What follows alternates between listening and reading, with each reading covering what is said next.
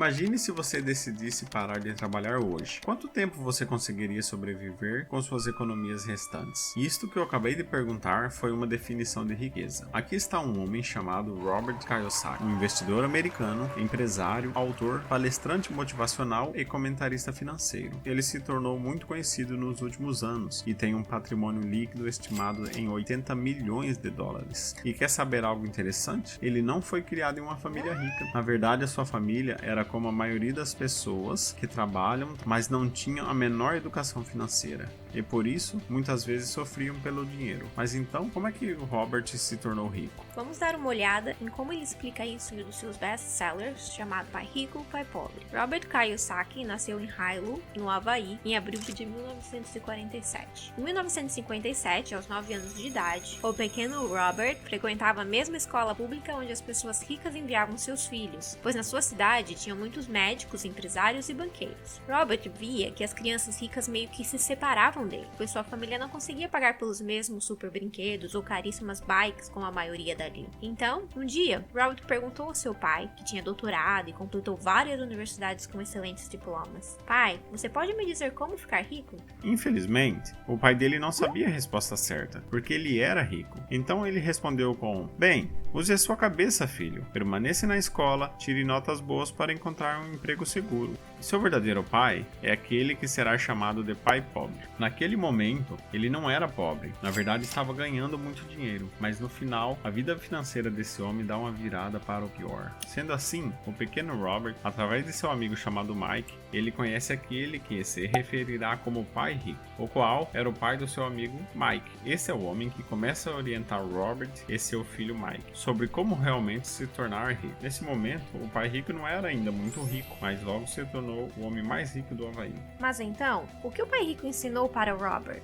O pai rico investiu uma forte base financeira nas mentes dessa criançada, princípios extremamente importantes. Para começar, como primeira lição, você precisa saber e deve saber a diferença entre um ativo e um passivo, então passar a adquirir mais ativos. Se você quer ser rico, isso é tudo que você realmente precisa saber e entender. Veja bem, os ricos adquirem ativos e os pobres e as classes médias adquirem passivos, mas às vezes eles pensam que são ativos. A principal causa da luta financeira é simplesmente não saber a diferença entre um ativo e um passivo. Mas e você? Você sabe a diferença de um ativo e de um passivo? Um ativo é algo que coloca dinheiro no seu bolso, e um passivo é algo que tira dinheiro do seu bolso. Por exemplo, vamos simular o padrão do fluxo de caixa de um indivíduo normal. Essa pessoa aqui ganha sua renda de um emprego qualquer, e como despesas, ela tem sua comida, roupa, entretenimento e transportes. Infelizmente, ele não possui ativos, mas com certeza possui passivos, que constantemente tiram dinheiro do seu bolso, porque coisas como hipotecas, impostos, cartões de crédito, empréstimos e até o próprio imóvel. Agora vamos ver como o padrão de fluxo de dinheiro realmente funciona para os ricos. Em vez de procurar ganhar mais dinheiro com seu emprego normal como a única fonte de renda, os ricos compram e possuem ativos que trazem dinheiro ao seu bolso como uma forma de renda passiva. A renda passiva é algo que te faz ganhar dinheiro e não exige que você troque o seu tempo por isso.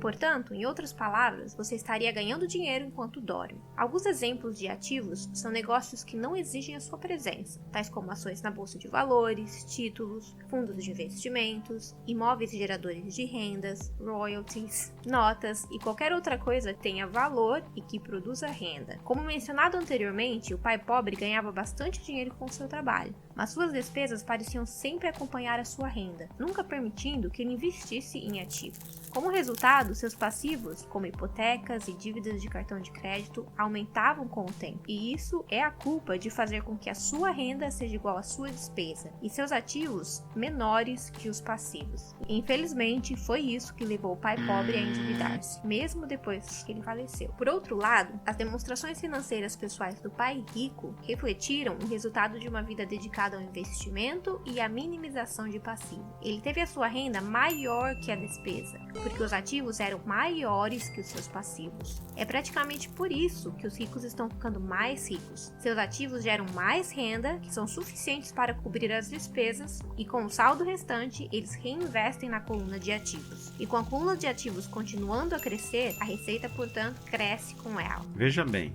Os dois pais trabalharam duro, mas tinham atitudes e pensamentos opostos. Um pai recomendou estudar muito para que você pudesse encontrar uma boa empresa para trabalhar. O outro recomendou: estude bastante para encontrar uma boa empresa para comprá-la. Um pai dizia: a razão de eu não ser rico é porque tenho filhos, enquanto o outro dizia: a razão pela qual devo ser rico é porque tenho filhos. Pai pobre dizia: quando se trata de dinheiro, vai com cuidado e não corra riscos.